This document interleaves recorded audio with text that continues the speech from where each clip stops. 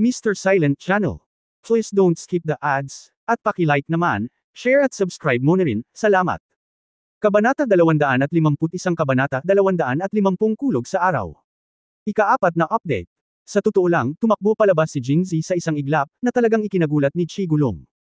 Nakikita niya na ang panloob na lakas ni Jingzi ay bumuti, ngunit ang kalagayan ni Qinggang ay hindi makikita kapag hindi niya ito ginagamit. Naglalakad na parang lumilipad. Medyo mahina lang siya sa akin. Hindi nakakagulat na naglakas loob siyang maging matapang. Dahil ba dito? 2 beses ngumisi si Chigulong. Kasing bilis lang ng paglipad ang lakad niya, pero hindi niya ito sineryoso. Higit pa rito, ito ay isang kompetisyon, hindi isang kompetisyon sa pagtakas. Kung hihilingin siyang tumakbo, hindi siya makakatakas mula sa walang laman na larangan ng kompetisyon. Matapos tumakbo si Jingzi sa maikling distansya at nakaramdam ng ligtas, lumingon siya sa likod at nakitang dumating si Chigulong sa kariton. Ang mga kabayo sa harap ay tila natakot sa apoy at tumigil sa pagsulong, na tila naghihintay sa utos ng amo. Huwag kang umikot kung kaya mo. Tingnan natin kung sasabog ang kariton ko at papatayin ka. Mapanuksong sabi ni Jingzi, kinurot ang kanyang baywang. Sirang kotse lang, anong gusto mong gawin sa akin? Ngumisi si Chigulong. Noong una ay gusto niyang i-drive ang kanyang kabayo sa apoy at dumiretso kay Jingzi, ngunit pagkatapos niyang marinig ito, bigla siyang nagbago ng isip. Ang ipinagmamalaki mo ay itong sirang kariton na nasusunog, di ba? Ang paggawa at kapital ay naglalakbay sa buong bansa, hindi banggitin ang isang sirang sasakyan na nasusunog, kahit isang bastard mula sa baha, manggagawa at kapital ay hindi natatakot. Panoorin kung i-flat ang sirang kotse mo at itumba ang iyong kumpiyansa sa ilalim ng aking mga paa. Dahil dito, hinampas ni Chigulong ang kanyang mahabang latigo, at ang mga sanay na kabayo ay agad na sumandal sa magkabilang gilid, nag-iwan ng malinaw na landas sa gitna, na direktang tumuturo sa nasusunog na kariton. Tumabi ka, magmaneho. Nagutos si Chigulong, at tila naunawaan ng kabayong pandigma ang ibig niyang sabihin at direktang tumakbo patungo sa tren. Masasabi lamang na ang mga tao ay mabangis at ang mga kabayo ay mga rogue din. Parang bata lang ang munting apoy na ito sa paningin nila. Ang kabayong pandigma sa ilalim ng pandiya ni Chigulong ay siya ring pinuno ng pangkat ng mga kabayo. Nang makita itong tumatakbo patungo sa tren, nawala ang takot ng ibang mga kabayo at nagsimulang tumakbo muli. Sa susunod na sandali, ang kabayong pandigma sa ilalim ni Chigulong ay tumalon. Bagamat napakataas ng apoy, malakas ang mga paa nito at maaaring tumalon ng mas mataas. Sa oras na ito, gumamit din si Chigulong ng ilang magaan na kasanayan. Siya ay unti-unting lumayo sa likod ng kabayo, hindi binibigyang bigat ang kabayo, ngunit ginagawa itong hindi nakikita ng mga tagalabas. Iniharap niya ang kanyang sarili sa harap ng lahat sa pinaka-relax na poster upang makamit ang pinakamahusay na pagkatalo. Epekto sa mukha. Ngunit nang ang parehong mga lalaki at mga kabayo ay sumampa sa himpapawid, ang kanyang mga taon ng karanasan sa larangan ng digmaan ay biglang nakaramdam sa kanya ng panganib. Si Chigulong, na alerto, ay mabilis na nag-scan sa paligid at walang nakitang kakaiba. Nasaan ang panganib? Sa sandaling ito, isang biglaang pagbabago ang naganap. Nakarinig pa lang ng malakas na, boom, parang sumabog na ang hangin sa paligid niya, at ang mga alon ng hangin ay sumugod sa kanya. At ang ginawa niyang sadyang pag-iwan sa kabayo para sa kapakanan ng mukha ay nagpahamak sa kanya. Kung siya at ang kabayong pandigma ay iisa, at sila ay itutulak ng magkasama, siya ay hihimatayin sa kanyang mga paa, at karamihan sa iba pang pinsala ay maa-absorb ng kabayong pandigma. Ngunit siya ay nagkataong nasa kalagitnaan ng hangin, at nang walang anumang pag-iingat, ang kanyang pandiya ay natama ng husto sa likod ng lumilipad na kabayo. Si Rao ay may panloob na enerhiya upang protektahan ang kanyang katawan, ngunit hindi nito pinuprotektahan ang kanyang pandiya. Ang agarang sakit ay nakalimutan niyang ipagtanggol ang sarili at siya ay natamba na lumilipad sa hangin. Boom! Boom! Boom! Sa oras na ito, lumitaw ang isang mas nakakatakot at desperado na eksena. Ang nasusunog na cart ay biglang pumutok sa 3 pang nakakabinging ingay kaysa dati, at hindi mabilang na kumikinang na mga kasangkapang bakal na nakikita ng hubad na mata ay lumipad patungo sa Chigulong kasama ng mga alon ng hangin. Bulalas ni Chigulong. Bilang isang master, nagkaroon siya ng pinakakahanga-hangang reaksyon sa sandaling nalalapit na ang kamatayan. Nagbigay siya ng lakas sa himpapawid, umaasang gumana tulad ng dati kapag umiiwas sa mga nakatagong armas. Ngunit pinalaki niya ang kanyang sariling lakas at minamaliit ang mga sandatang nuclear na inihanda ni Jingzi para sa kanya.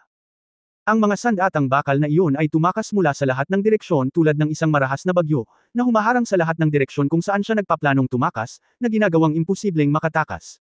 Sa sumunod na sandali, nakaramdam siya ng kirot sa kanyang binti. Tumingin siya sa ibaba at nakitang may butas ng dugo sa kanyang binti, at umaagos ang dugo. Bago pa siya makapag-react, sunod-sunod nang tinusok ang ibang parte ng katawan niya. Nang mabutas ang kanyang dibdib, sa wakas ay napasigaw siya at nahulog mula sa hangin sa lupa. Sa oras na ito, ang araw ng umaga ay sumisikat mula sa abot tanaw, naglalabas ng isang orange na halo na mainit at komportable, ngunit sa kasamaang palad, ang tanging nararamdaman niya sa oras na ito ay lamig. Sa pagpapalawak ng kanyang tingin, nakita niya ang young master na ngayon lang ay minamalas niya ngunit ngayon ay nakaramdam ng matinding takot. Nakasandal siya sa labas ng pinto at nakatingin dito, may bakas ng pagmamalaki sa labi. Ayaw niya pero nanghihinayang siya. Kung alam niya ito, dapat ay sinaksak niya ito hanggang sa mamatay ng isang espada ngayon lang. Sumunod, bumagsak siya ng gusto sa lupa, unti-unting lumawak ang kanyang mga mag-aaral, at napako siya sa unti-unting pagtaas ng init sa silangan. Marahil, kapag siya ay namamatay, may isip niya ang kanyang nawawalang kabataan nang minsang tumakbo siya sa ilalim ng araw. Kasi, siya ang nasa gitna ng pagsabog, ang damdamin ni Chigulong ay mas totoo, mas malakas at mas mabilis kaysa sa iba, kaya nang siya ay namatay nang siya ay nasa lupa, lahat ng tao sa silid ay hindi pa nagre-react. Sa madaling salita, natakot siya. Maging si Liu Jinghong, na naging handa sa pag-iisip para dito, ay nabigla sa kapangyarihan na agad na bumuga mula sa 8 black powder wine jar. Kahit siya ay ganito, pabayaan ang iba. Kulog sa araw. Ang mas nakakatakot kaysa sa kulog sa araw ay ang umuusok na usok at malaking epekto na dulot ng pagsabog. Naramdaman nilang lahat ang pag-alon ng hangin sa silid, at nanginginig pa ang mga tasa at mangkok sa mesa. Isang sandata para sa bansa. Ito lang ang naiisip ng lahat.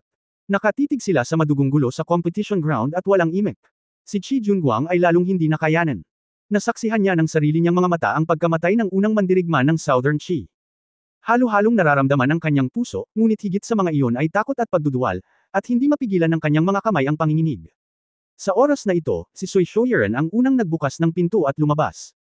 Isa siyang guard general at siya ang namamahala sa lahat ng security matters para sa martial arts test ngayon. Halatang mas malakas ang kanyang psychological quality. Sa labas ng pinto, si Jing Zi ay nakatingin sa eksena sa malayo na may kalmadong ekspresyon sa kanyang mukha, na nag-iisip pa rin sa kanyang isipan. Kung alam nitong Tian Ke na malaki ang naitulong niya sa kanila, ay guest ba niya ito? Ihahatid ba siya ni Qiu Chenchen ng tsaa at tubig? Well, medyo nakakapanabot isipin. Pagkalabas ni Sui Shouyuren, tinitigan niya ang madugong gulo sa malayo. Kahit na malakas ang kanyang pag-iisip, halos masuka siya tiyak na hindi ito isang bagay na kayang gawin. Pagkalabas ni Sui Shouyuren, tinitigan niya ang madugong gulo sa malayo. Kahit na malakas ang kanyang pag-iisip, halos masuka siya tiyak na hindi ito isang bagay na kayang gawin ng isang ordinaryong espada. Dahil ginamit ni Qi Gulong ang kanyang enerhiya para lumipad sa unang sandali ng pagsabog.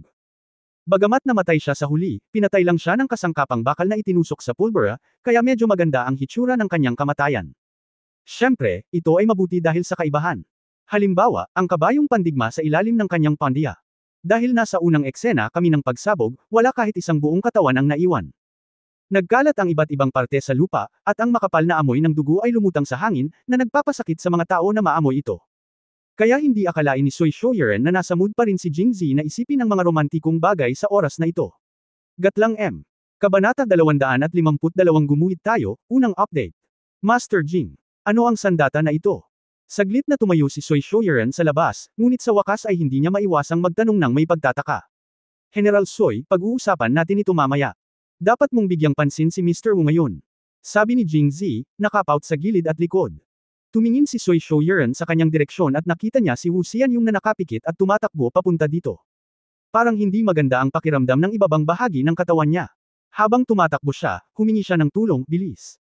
Bilis. Bilisan, iligtas mo ako. Siguro dahil sa sobrang sigaw ko ay namamaos ang boses ko. Hindi nakaimik si Sui Shouyuren.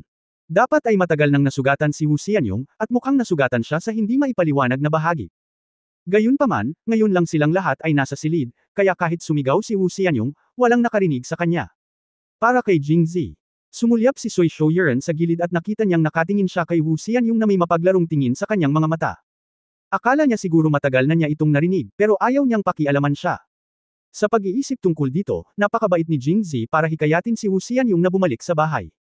Sa huli, hindi niya na-appreciate, so sinong may kasalanan? Halika dito dali, nasugatan si Minister Wu. May isang mahabang pavilion sa tabi ng pangunahing bahay. Ang mga gwardya na dinala ni Sui Shouyuren ay nakapwesto lahat sa loob. Nang marinig nila ang sigaw ni Sui Shouyuren, sabay silang tumakbo palabas, ngunit nakakita sila ng dugo at laman sa lupa. Halos iluwa na. Tingnan mo kung gaano ka-promising ang bawat isa sa inyo. Medyo nahiya si Sui Shouyuren. Si Jing Zi at iba pang mga iskolar ay maaaring maging kalmado. Kung ikukumpara, napakahina nila. Oy, hindi, ginamit niya si Qing Kung ngayon, at nagamit niya ang gayong nakakatakot na sandata. Hindi siya mukhang scholar. Kahit na ano, ang mga gwapo ay ituturing na mga iskolar. Bilasan mo at dalhin si Mr. Wu sa pergola para tingnan ng mga doktor. Kung iisipin ang pinsala, natatakot akong may mangyari kung maantala ka. Pagkatapos ay pumasok si Sui Shouyuren at isang grupo ng mga personal na gwardya sa pergola. Si Jingzi ay hindi kalmado, ngunit, nagsuka. Siya pala ang araw sa alas 9 ng umaga ng ika-21 siglo. Saan ako nakakita ng ganitong madugong bagyo? Naisuka ko na ang lahat ng aking makakaya, ngunit ngayon ay naamoy ko muli ang amoy ng dugo, at hindi ko namamalayan na ibinuka ang aking bibig. Sa kasamaang palad, wala nang laman ang tiyan ko, at wala akong may suka kahit gaano ko kagustang sa muka. Sa oras na ito, isang grupo ng mga tao ang lumabas sa pergola. Yung 50 pilak na sinulid na tropa. Kanina lang ayaw nilang pumasok sa pavilion. Gusto nilang lahat na makita kung paano tinapakan ng kanilang general si Jingzi hanggang mamatay, ngunit natakot si Sui Shouyuren na nasa labas sila at maapektuhan ang pagiging patas, kaya pinilit niya silang pumasok sa huli. Ang desisyong ito ay nagligtas sa kanila mula sa kamatayan, ngunit naawa lamang sa kanilang general, na namatay ng malungkot sa ibang lupain. Hoy, anong ginagawa mo dito, bakit hindi mo puntahan ang general mo? Baka, hindi pa siya patay. Hindi nasisiyahang sabi ni Jingzi. Kung sasabihin natin na bago ngayon, ang pagkaunawa ng Silver Thread Army na ito kay Jingzi ay nagmula sa mga salita ni Chi Gulong, scholar lang siya na may mas malambot na dila, kung gayon ang kanilang impresyon kay Jingzi ngayon ay ang takot. Hindi siya naglakas loob na sumagot at mabilis na tumakbo palabas. Bagamat naramdaman nilang patay na si Chi Gulong. Jing! Hindi sila pinansin ni Zi at tinulak ang pinto at pumasok sa loob ng bahay. Lahat ng tao sa kwarto ay nakatayo sa pintuan at nakatingin sa labas. Pagpasok pa lang niya ay hindi na nila alam kung bibigyan siya ng puwang o dahil sa takot sa kanya, ngunit napaatras ang lahat. Higit pa rito, ang mga taong tulad ni Sumoo, na hindi alam kung siya ay may konsensya, ay talagang umatras ng 2 hakbang. Nang makitang walang gustong makipag-usap sa kanya, walang choice si Jingzi kundi ang pumili ng cake kaya lumapit siya sa takot na si Chi Junguang. Sa sobrang takot niya ay muntik nang bumagsak si Chi Junguang sa lupa. Umatras siya ng ilang hakbang para patatagin ang sarili, pero may sulyap sa kanyang mga mata. Puno siya ng takot at wala na ang yabang niya noon. Ikaw, anong gusto mong gawin? Marahil, sa kanyang mga mata, si Jingzi sa sandaling ito ay isang demonyo na may dugo sa kanyang mga kamay. Third Prince, huwag kang kabahan, nandito lang ako para pag-usapan ang resulta ng kompetisyon sa iyo. Sabi niya, sabay turo sa labas kasama ang nakabukas na window na papel. Nakita ko ang isang grupo ng mga tropa ng Silver Thread na nakapalibot sa katawan ni Chi Gulong, nag-uusap ng kung ano-ano. Sa pagbabalik tanaw, may mga bangkay ng kabayo sa lahat ng dako. Pagkatapos ng mga bangkay ng kabayo, may mga 20-30 kabayong pandigma na nakasuot ng pilak na damit, na hindi mapakali.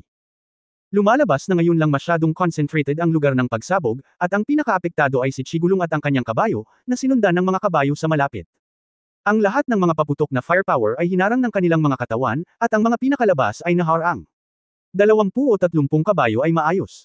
Bagamat hindi sila patay, maraming mga taong may kapansanan, at dahil sila ay natakot, sila ay parang takot na mga ibon. Kahit na sinubukan silang pamunuan ng Silver Thread Army, inis na inis nila ang mga renda. Sa orihinal, hiniling sa akin ng kompetisyon na ito na pasukin ang depensa ng 50 Silver Thread Army ng mag-isa, ngunit dahil sa biglaang desisyon ni General Chi, naging kompetisyon ito sa pagitan nating dalawa. Gayunpaman, si General Chi ay malubhang nasugatan at hindi na dapat makipagkompetensya pa, ngunit kalahati pa lang ng Silver Line na damit ng 50 kabayong pandigma ang nasira ko. Nang marinig ang mga salita ni Jingzi, kumaibot ang mga sulok ng bibig ni Chi Junguang, ang Diyos ay malubhang nasugatan. Halatang patay na siya. Kaya sa tingin ko ang laban na ito ay maituturing na draw.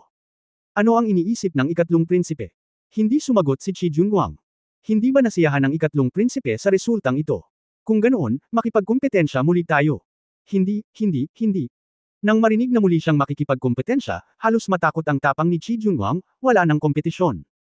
Marami pa ring bagay sa Nanchi ang naghihintay para sa akin na bumalik at harapin. Paano ako magkakaroon ng napakaraming oras? Bibilangan natin ito bilang isang draw. Nag-isip sandali si Chi Junguang at tila naisip na ang resultang ito ay katanggap-tanggap.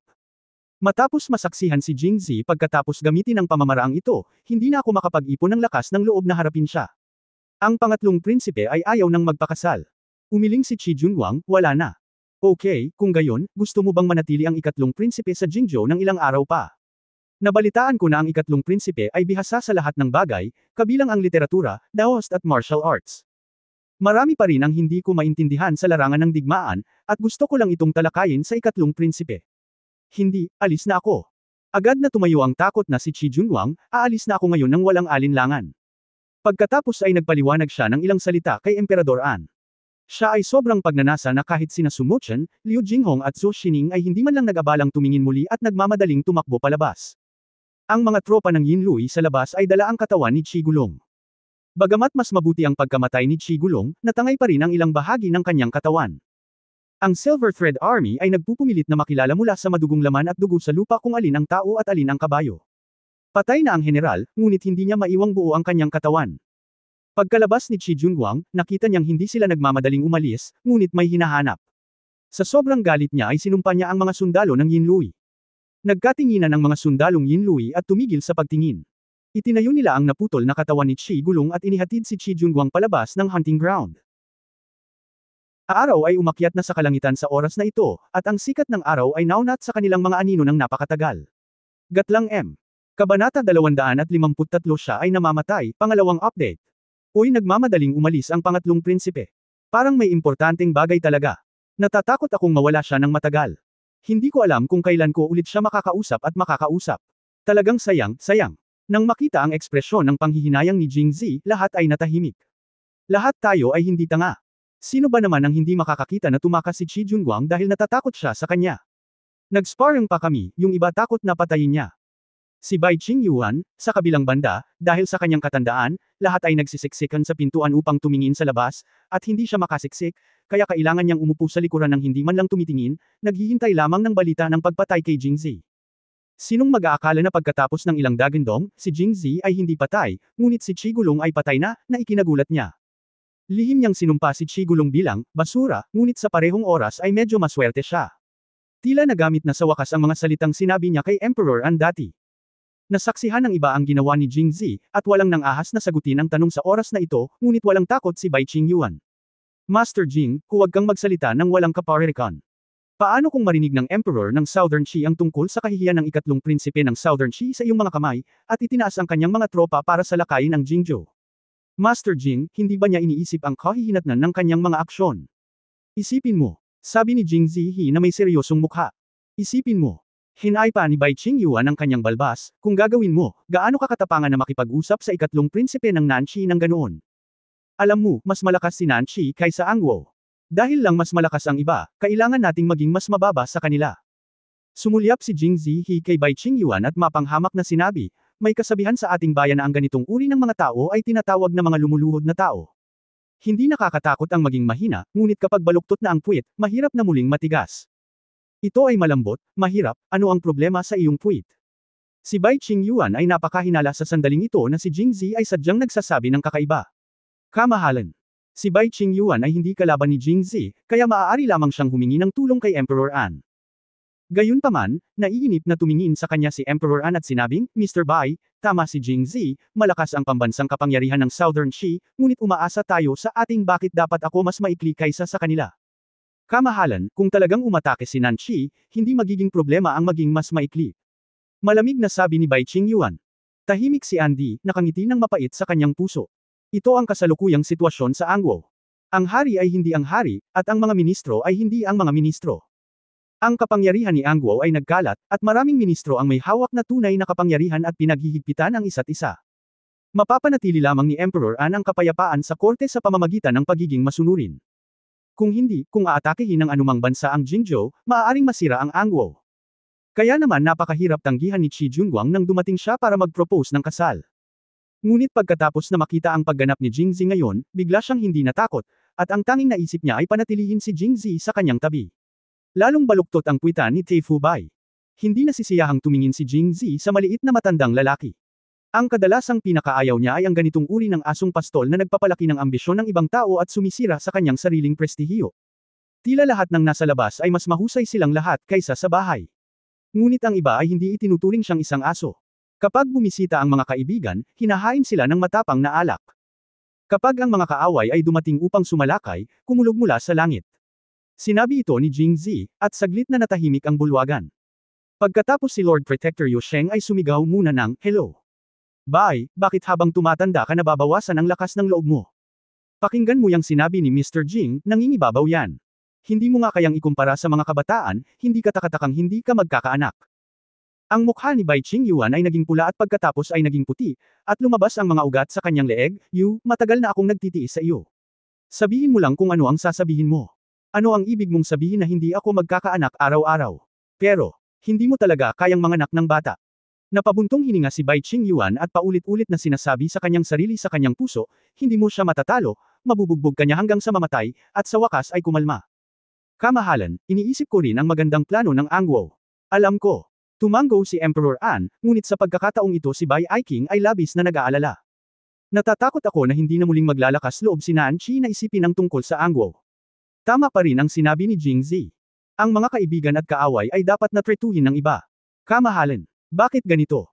Hindi pa nakikita ni Bai Qingyuan si Emperor An na naging ganoon katiwala, lalo na kapag kaharap ang mas makapangyarihang Nanchi. Bagamat narinig niya ang mga dagandong na tunog ngayon, medyo simple lang ang kanyang ideya.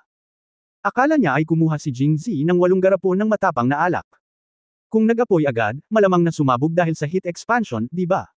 Wala siyang ibang maisip kundi ito. Hindi siya sinagot ni Emperor An, at itinuro ang labas, Bai Aiking, lumabas ka lang at tingnan. Si Bai Qingyuan ay mukhang nalilito. Nang lumabas siya at nakita niya ang laman at dugo sa lupa, isinuka niya iyon. Sa kasamaang palad, siya ay higit sa 60 taong gulang at ang kanyang katawan ay hindi ganoon kalakas. Sa sobrang gulat at pagsusuka ay napaatras siya. Sa pamamagitan ng isang plop, nahulog siya sa lupa. Kalalabas lang ni Sui Shouyuren sa pergola sa gilid at papasok na sana ng bahay. Nakita niya ang eksenang ito at agad na sumigaw patungo sa pergola, mabilis, ilang tao pa ang lalabas. Si Teifu Bai ay nahimiti din. Tingnan ang Imperial Doctor. Ang mga imperial na doktor na ito ay orihinal na hinanap siya ni Emperor An. Natatakot siya na baka may masugatan sa martial arts test at diretsyong gamutin siya. Sinong mag-aakala na ang isa sa 2 taong kasali sa martial arts test ay buhay at sumipa, at ang isa ay namamatay, nang hindi nangangailangan ng medikal na doktor. Ang mga nangangailangan sa kanila ay talagang 2 manunood. Nagpadala si Sui Shouyuren ng isang tao upang dalhin si Bai Qingyuan sa pavilion, at pagkatapos ay bumalik sa bahay na may mabigat na tingin sa kanyang mukha. Kamahalan, natatakot akong mamatay si Mr. Wu. Tuwang-tuwa si Jingzi matapos itong marinig. Ang pamilya ni Wu Xianyong ay hindi isang mabuting tao, at si Bai Qingyuan ngayon ay halos pareho. Kung mamatay silang magkasama, magiging masaya ang lahat ngayon. General Soy, tumingin lang ako sa bintana at nakita kong nasugatan nga si Wu Xilang, ngunit ang nasugatan na bahagi ay tila walang espesyal na sigla. Bakit hindi ito gumana? Sa oras na ito, tumayo si Protector Yu Sheng at nagtanong. Pagkatapos ng lahat, siya ay isang commander ng militar, at nakita na lamang niya si Wu Xianyong na nasugatan at pinapasok mula sa bintana. Nang sabihin ito ni Yu Guogong, medyo napahiya si Sui Shouyuren at sinabing, Yu Guogong, mali ang pagkakaintindi mo. Hindi, mali ang sinabi ng mababang opisyal. Hindi si Wu Xilang ang hindi makakagawa nito, siya ang hindi makakagawa nito. Napatingin sa kanya ang lahat ng may pagdududa, not to mention which one it is. Tiningnan ni Sui Shouyuren ang presensya ng 3 magagandang babae, sina Su Mochen, Zhou Xining at Liu Jinghong. Ilang beses siyang nag-alinlangan, hindi makapagsalita, at namula ang mukha. Ang iba ay naiinip sa paghihintay at nagsimulang himukin siya. Kahit si Emperor An ay medyo hindi nasisiyahan. General Soy, hindi ba palagi mong sinasabi ang lahat ng iyong nalalaman? Ano ang nangyari ngayon? Kung alam mo, sabihin mo sa akin kaagad at iligtas ang lahat sa pag-aalala. Oo, kamahalan. Napabuntong hininga si Sui Shouyuren at saka ibinaba ang ulo. Bulong. Wu Xilang. Natatakot akong baka hindi mailigtas ang buhay ko. Gatlang M. Kabanata 254, I caught ito, ikatlong update. Bago ang kompetisyon ngayon, mahigpit na hiniling ni Wu Xianyong na tumayo sa labas upang masaksihan ang engranding eksena ng pagpatay kay Jingzi. Sa una okay lang, nag-orgasm nga siya saglit. Ngunit nang pumutok ang pagsabog ay tuluyan na siyang natigilan. Ang unang reaksyon ay tumakbo palayo, ngunit masyadong malakas ang impact at natumba siya sa lupa. Sa lohikal na pagsasalita, ito ay isang magandang resulta, dahil nailigtas siya nito mula sa pangalawang pinsala mula sa mga alon ng hangin at mga bagay na bakal. Ngunit ito ang kanyang malas. Nang siya ay nahulog, isang piraso ng bakal ang lumipad patungo sa kanya at tumama sa kanya ng husto sa pandiya. Sa oras na iyon, sakit lamang ang kanyang naramdaman, ngunit wala siyang masyadong pakialam sa pagsabog. Nang ganap na matapos ang pagsabog, mas naging halata ang nakakadurog na sakit mula sa kanyang pandiya, at walang lumabas, kaya't siya ay bumangon at lumakad pabalik. Matapos suriin ng imperial na doktor, napagpasyahan niya na, hindi na siya okay. Ang lahat ay mukhang kakaiba, ngunit si Emperor An ay maaaring manatiling kalmado. Pagkatapos ng lahat, bilang isang hari, marami na siyang nakitang betang, at tila mas mahinahon niyang tinanggap ang ganitong bagay. Wala na bang ibang paraan? Tanong ni Andy. Kamahalan, wala na. Umiling si Sui Shouyuren, nasuri na ito ng 2 imperial na doktor, at ang payo nila ay Putulin ito. Cut it. Nang marinig ang dalawang salitang ito, lahat ng lalaking naruroon ay hindi napigil ang maramdaman ng aking pandiya ay nakaramdam ng lamig, sobrang lamig na ito ay humigpit ng hindi namamalayan. Sa kasong ito, saglit na nag-isip si Emperor An, kung gayon, makinig ka lang sa doktor ng imperial at putulin ito. Kung tutusin, mas mahalaga ang buhay, dapat na maunawaan ni Wu Shilang. Matapos mahulog ang mga salita, narinig ang patak ng karayom sa bulwagan, at walang nagsalita. Nang si Wu Xianyong ay walang malay at walang kamalay-malay, inutusan niyang putulin ang kanyang dugo. Si Emperor An mismo ay medyo hindi mapakali. Kasabay ng katahimikan ng lahat ay lalo siyang nakaramdam ng pagkabalisa. Bakit, may mas magandang paraan ka ba? Nang makitang tahimik ang iba, tumayo si Jingzi at sinabing, tama ang desisyon ng kamahalan. Putulin mo na lang. Matanda na si Wu Shilang. Wala nang silbi, tama na putulin mo na. Sa sandaling lumabas ang mga salitang ito, si Yu Guogong at ang iba pa na halos kasing edad ni Wu Xianyong ay nakaramdam muli ng panginginig sa kanilang mga pandiya, at tumingin kay Jingzi na may kakaibang mga mata. At takot. Kahit matanda na tayo, sinong may sabing hindi natin ito magagamit?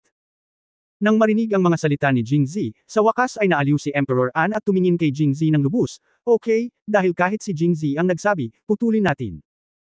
Matapos marinig ito, parating nararamdaman ni Jingzi na ako ay pinagtaksilan ni Andy. Pero wala siyang pakialam. Nararapat ito kay Wu Xianyong. Noong una ay inakala niya na si Chigulong ay maaaring maging isang eunuch, ngunit hindi niya inaasahan na siya ay namatay sa lugar at ang eunuch ay naging Wu Xianyong. Oo, kamahalan. Sumang-ayon si Sui Shouyuren at lumabas. Ilang sandali pa, isang namamaos at nakakapangilabot na sigaw ang nagmula sa katabing pergola. Nang marinig ang sigaw na ito, nakaramdam ng kaunting emosyonal si Jingzi. Ang anak at apo ni Wu Xianyong ay kinuha niya, at ang kanyang anak na lalaki at apo ay hindi nakakuha ng anumang benepisyo, ngunit siya mismo ang pumasok sa palasyo. Ang masasabi ko lang ay kung lalabanan mo siya, halos mapahamak ang buong pamilya ng Wu. Sana ay makapagbigay ka ng halimbawa at ipaalam sa mga susunod sa iyo ang mga kahirapan at umatras. Matapos ang lahat ng mga walang kwentang bagay na ito ay naasikaso, ang lahat ay nagreact ng huli at nagsimulang purihin ang kabayo. Si Young Master Jing ay parehong sibil at militar, nakahanga-hanga. Si Young Master Jing ay talagang isang pagpapala para sa Angguo. Si Young Master Jing ay dapat ang ilaw ng Angguo. Mapagpakumbaba na tumanggaw si Jingzi sa kanila, at kasabay nito ay napansin niyang nagsasalita siya. Ang mga taong ito ay mga opisyal na hindi ko masabi. Sa palagay ko ang kanilang mga opisyal na posisyon ay hindi masyadong malaki, hindi bababa sa hindi kasing taas ng Kinazutong at Bai Qingyuan. Marahil ay nakikita nila na simula ngayon ay tiyak na papasok na sila sa korte, at hindi na masusukat ang kanilang pag-unlad sa hinaharap, kaya't dumating sila upang ipakita ang kanilang mabuting kalooban. Bilang tagapagtanggol ng bansa, si Yu Sheng ay napaka-curious tungkol sa sandata na ginamit ni Jingzi. Master Jing, ano ang sandata na iyon na ginamit mo lang? Na parang kulog sa araw. Kulog sa araw. Nag-click si Jingzi. Tumanggaw siya at ngumiti, well, that's a good name. I like it. Ni hindi niya alam ang pangalan ng armas na ginagamit niya. Nagtanong muli si Yu Guogong, Mr. Jing, hindi ba ikaw mismo ang gumawa ng sandata na ito? Mataas ang tingin sa akin ni Yu Guogong. Umiling si Jingzi, ang sandata na ito ay mula sa isang manlalakbay na nakilala ko noong ako ay nasa Pangzhou. Binigyan ako ng Daoist Fang ng 10 garapon ng alak noong panahong iyon, ngunit sinubukan ko ang 2, at ang 8 lamang ang natitira. Gayunpaman, si Chigulong ay masyadong mayabang at ginamit ang mga ito ng sabay-sabay. Pagkatapos ng isang panahon ng katahimikan, tumalo ng mga talukap ng mata ni Yu Guogong. Ginamit lahat. Kahit na ang 2 sa mga artifact na ito na lumalaban sa langit ay iwanan at ginagamit lamang bilang mga dekorasyon, ang mga ito ay makapangyarihang sandata pa rin para sa bansa. Kaya lang, ginamit niya lahat ng utak niya. Tinakpan ni Yu Guogong ang kanyang dibdib at nakaramdam ng pananakit ng ulo. Pagkatapos, ang mga opisyal na nambobola lang sa kanila ay muling lumapit. Nahihirapan si Jingzi sa pakikitungo sa kanila. Doon, nagsalita si Emperor An, mga mahal na babae, mangyaring huwag magsalita ng anuman tungkol sa mga bagay ngayon. Oo, kamahalan. Ngayong natapos na natin ang mga usapin ngayon. Mga mahal kong kaibigan, bumalik ka muna. Si Jingzi ay mananatili sa ngayon. May sasabihin ako. Oo, kamahalan. Nang marinig ng mga ministro ang utos ng pagpapatalsik ni Emperor An, umalis sila, kasama sina Prinsipe Sumoyan at Prinsipe Siang Sumou. Naghahanda para umalis, sina Zhu Xining at Liu Jinghong ay parehong sumulyap kay Jingzi bago umalis, tumanggaw sa kanya, hiniling na kumilos siya ng maayos, at pagkatapos ay umalis. Sa pagbabalik, isang grupo ng mga ministro ang nagsimulang palibutan muli sina Zhu Xining at Liu Jinghong, pinupuri lamang siya sa pagkakaroon ng isang mabuting kapatid. Makikita ng sinumang hindi tanga na pagkatapos ng labanang ito, magiging maliwanag ang karera ni Jingzi, at sasamantalahin ba ni Zhou Xining at Liu Jinghong ang pagkakataong ito para umangat sa tuktok. Ang mga sagot sa kanilang mga puso ay pare-pareho. Gayunpaman, ang isa sa kanila ay malayo at ang isa ay mas malamig pa. Ang mga ministro ay hindi makapagpatuloy na purihin siya pagkatapos ng ilang papuri, kaya't umalis sila ng galit. Umalis ang lahat, ngunit hindi umalis si Su Mochen. Sinulyapan siya ni Andy, pagkatapos ay inisip ang matagal ng relasyon nila ni Jingzi, umiling, at tumigil sa pag-aalaga. Jingzi, regalo ba talaga ang sandata na ito mula sa Daoist priest na si Yu Fang? Tumango si Jingzi at sinabing, oo, kamahalan, kung ito ay hindi regalo mula sa Daoist na pari na si Yu Fang, sinong immortal ang makakagawa ng napakalakas na artifact? Talaga, 10 lang ang binigay mo. Muling tumango si Jingzi, para sa napakamahal na sandata, sapat na para sa master na magbigay ng 10. Sinubukan ko ang dalawa noon, ngunit para sa karangalan ni Angwo, gagamitin ko silang lahat. Bakit hindi? Kamahalan, hindi mo kailangang makaramdam ng sama ng loob. Kakaiba ang itsura ni Andy, ngunit humagalpak ng tawa si Su Mochen sa tabi niya. Your Highness, nakakatawa ba ang sinabi ko? Si Su Mochen, na ang mga mata ay nakangiting parang crescent moon, ay umiling, hindi nakakatawa ang sinabi mo. Bago pa makapag-react si Jingzi, agad niyang idinagdag, pero nakakatawa ka. Hindi ko mapigil ang tumawa ng malakas kapag nakikinig ako sa iyong pinag-uusapan. Kabanata 255 Mushu Yulin, ika-4 na update. Ahem. Ang pag-uusap ng dalawa ay medyo malabo kay Emperor An, kaya umubos siya ng 2 beses, naputol, at tumingin kay Jingzi, magtatanong ulit ako, hindi mo talaga ginawa ang sarili mo. Lumabas ka.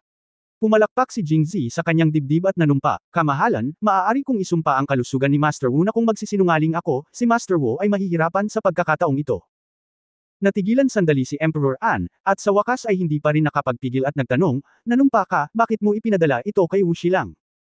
Kamahalan, labis na nagmamalasakit sa akin si Mr. Wu at nagpupuri siya sa akin kahit na alam niyang may panganib sa labas. Naantig ako at nahihiya.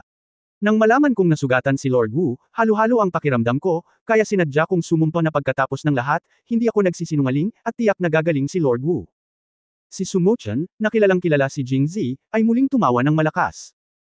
Binigyan ni Jingzi ng mahiwagang pakiramdam si Su Mochen, lalo na nang makita siyang gumagawa ng yelo, espiritu, at tubig sa banyo sa kalooban. Sa kanyang opinyon, tila wala siyang magagawa. Bilang karagdagan, nang siya ay inuusig ni Lin Wanyao sa Yongzhou, isa rin siya sa mga partidong nasangkot. Bagamat nakatakas si Wu Xianyong sa pamamagitan ng pagputol ng kanyang braso at pagkaputol ng relasyon sa pagitan ng mag-ama, paano ito mangyayari dahil sa karakter ni Jingzi at pagkakasala ni Wu Yong sa kanya? Hayaan si Wu Xianyong. Sa makatuwid, ang mga salitang ito ay dapat na hindi totoo, at ang sumpa na ito ay tila isang sumpa para kay Wu Xianyong na mamamatay sa lalong madaling panahon. Ngunit hindi gaanong kilala ni Emperor An si Jingzi. Nang makitang malinaw at lohikal ang sinabi niya, na seryoso ang mukha, tumanggaw talaga siya na may paniniwala. Bihira kang may ganyang puso. Sasabihin ko kay Wu Shilang kapag pumunta ako sa court mamaya. Hindi, kamahalan. Mabilis na ikanaway ni Jingzi ang kanyang kamay, sa aming bayan, mahalagang gumawa ng kabutihan ng hindi nag-iiwan ng anumang pangalan. Ito ay isang maliit na bagay lamang. Bakit ka pa mag-abala? Kaya hindi na kailangang sabihin kay Mr. Wu, baka bumalik siya upang pasalamatan ka at magkagulo pa. Saglit na tiningnan ni Emperor An si Jingzi, sa pag-aakalang mali ang paghusga niya sa kanya noon, ngunit hindi niya inaasahan na ganoon pala siya kamahal. Matuwid. Ngunit pagkatapos ay nagtanong pa rin siya ng may pagtataka, ang libot na Daoist na pari. Nakipag-ugnayan pa ba tayo sa kanya mamaya? Umiling si Jingzi. Nang marinig ito, sumimangot si Emperor An at bumantong hininga. Sayang naman at hindi ko magagamit ang gayong matalas na sandata. Nakita ito ni Jingzi at naaliw, kamahalan, maliban sa Liangzhou, ang natitirang bahagi ng ating bansa sa daan ay nasa kapayapaan, at hindi na kailangan ang araw na kulog. Sa totoo lang, gusto ko siya sa pangalang ito. Paano kung hindi tahimik? Sumulyap si Emperor An sa kanya. Hindi ba mapayapa? Saglit na nag-isip si Jingzi, tiyak na magpapakita ang gumagala na Daoist na pari at bibigyan pa ako ng ilan. Tumingin si Emperor An kay Jingzi saglit at biglang humagalpak ng tawa. Kung hindi niya maintindihan ngayon, siya ay naging isang emperador sa walang kabuluhan. Kung mayroon akong tulong ng anak na ito, masisiguro ko ang kapayapaan ng ating bansa sa loob ng 100 taon. Sa pag-iisip nito, biglang huminahon si Emperor An at nakangiting sinabi, kung gayon, hayaan mong sabihin ko sa iyo ang isang seryosong bagay. Hinawakan ni Jingzi ang kanyang ilong at lihim na natuwa. Ang kanyang pagganap sa pulong ng tula at ngayon, kahit na hindi siya nakakuha ng perpektong marka, ay 79. Well, oras na para magbigay ng rewards, di ba? Well, maghintay lang ng ilang sandali upang tumanggi at pagkatapos ay tanggapin siya, at pagkatapos ay ipahayag ang kanyang mga saloobin at payagan si Andy na sumang-ayon. Si Jingzi, na nakaramdam ng kasiyahan sa kanyang puso ngunit sadyang nagpakita ng napakalmadong ekspresyon sa kanyang mukha, ibinaba ang kanyang mga kamay at itinaas ang kanyang dibdib, mukhang napakalmado. Alam mo ba kung bakit hindi ko pinaalam sa iba ang nangyari ngayon? Tumingin si Andy kay Jingzi at sinabi, "Kamahalan. Siyempre mayroon kang mga dahilan. Hindi ako nangangahas na mag-isip ng walang kabuluhan. Nanghuhula lang ako." Si Jingzi ay halatang nalilito sa mga salitang ito. Sino ang gustong makinig nito sa panahong ito?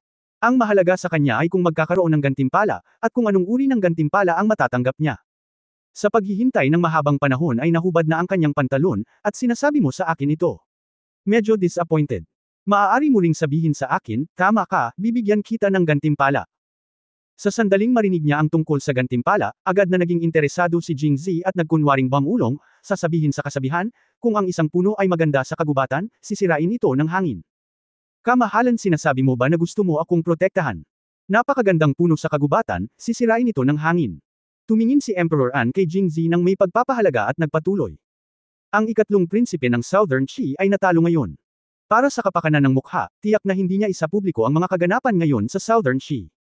Ang mga nakakaalam tungkol dito ay malamang naiilan lamang ang mga tao sa korte ng Southern Qi. Bagaman nakagawa ka ng malaking kontribusyon, hindi nararapat na ipaalam sa napakaraming tao ang tungkol sa bagay na ito. Alam ng mga tao, at partikular kung hiniling kay General Soy na bumaba at harangin ang mga balita tungkol sa iyo ngayon, at kung hindi, ito ay magiging sanhi ng napakaraming mga balita tungkol sa iyo. Maraming gulo. Hindi mo naman ako masisisi, di ba? Kumakalat ang pangyayari ngayon, pati na ang mundo. Dumating ang mga masters mula sa iba't ibang sekta upang hamunin siya, at maging ang mga taong ipinadala ng ibang mga bansa para pumatay sa kanya ay sapat na para maging abala si Jingzi saglit. Sa makatuwid, ang layunin ng pagharang sa balita ay upang protektahan si Jingzi. Inaasahan lamang ni Andy na mauunawaan niya ang kanyang mabuting hangarin. Iniyuko ni Jingzi ang kanyang ulo. Ang iyong kamahalan ay may pananaw sa hinaharap, at ang mga karaniwang tao ay nagpapasalamat. Sa oras na ito, si Emperor An ay nagpakita ng ngiti sa kanyang mukha at tumango, pakiramdam na parang isang bata na madaling turuan. Akala ko pagkatapos magsalita ni Emperor An, magsisimula na siyang magsalita tungkol sa mga reward para sa kanya, pero hindi niya alam na diretso siyang tumayo. Okay, iyon lang para sa araw na ito. Hindi nakaimik si Jingzi. Saan ipinangako ang gantimpala? Bakit, may iba pa ba? Tanong ni Emperor An nang makita niya ang pananakit ni Jingzi sa hindi pag-ihi. Si Jingzi ay orihinal na gustong ma-reserve at mapahiya dahil sa tahasang paghingi ng reward, ngunit muli niyang naisip, bakit siya nahihiya? Basta ako nahihiya, iba ang nahihiya. Kaya't sinabi niya, kamahalan, nanalo ako sa unang pwesto sa Poetry Society, at ngayon ay napinsala ko ng husto ang Nanshi, at itinatag ang prestihiyo para sa Anguo. Sa maikling panahon, hindi na sila mangangahas na saktan si Anguo, tama ba? Tumango si Emperor An at naghintay sa susunod na hakbang. Napakagandang tagumpay, kamahalan, hindi mo ba ako mabibigyan ng gantimpala? Reward, pero hindi ngayon. Nagpatuloy si Emperor An, naisip ko noong una ang tungkol sa ilang mga opisyal na posisyon, ngunit sa palagay ko ay hindi sila angkop, at kailangan ko ring marinig ang tungkol sa iba pang mga posisyon. Mga opinyon ng mga tao, kaya pumunta tayo sa palasyo kasama ang iyong kapatid na babae bukas. Okay. Medyo nadismaya si Jingzi na ang maliit na bagay na ito ay napakagulo, ngunit naiintindihan niya ang kasalukuyang nakakahiyang sitwasyon ni Emperor An. Napakalungkot pa rin ng isang monarko na hindi tumiyupad sa kanyang salita. By the way, I asked you to think about it a few days ago.